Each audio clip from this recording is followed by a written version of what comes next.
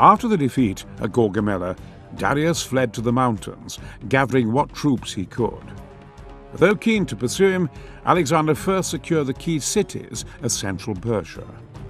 Babylon and the administrative capital Susa offered no resistance, and in so doing avoided any rough treatment from him.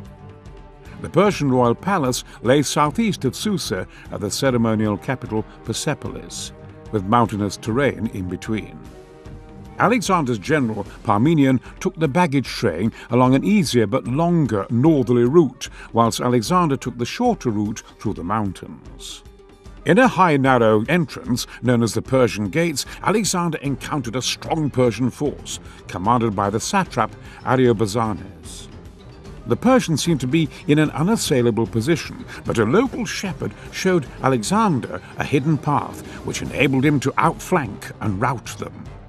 Defenseless now, Persepolis too surrendered, leaving the Macedonians free to loot its treasury and burn the palace down.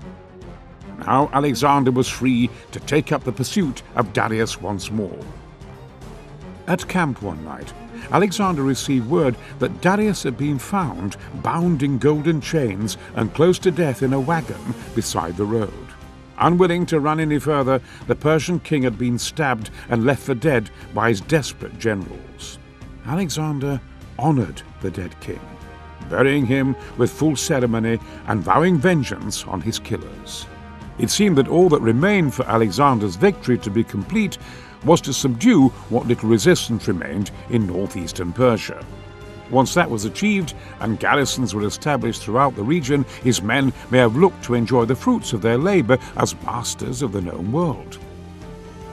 Alexander's ambition seems to have found a new focus at this point, and the first seeds of dissent among his men were sown.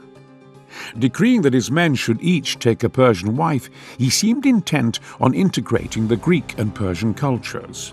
He had Parmenion murdered after executing his son for supposed treachery, and in Bactria he killed Clytus during a drinking bout. The core of his army remained loyal, though, even when in 326 BC his attention fixed upon India as his next conquest.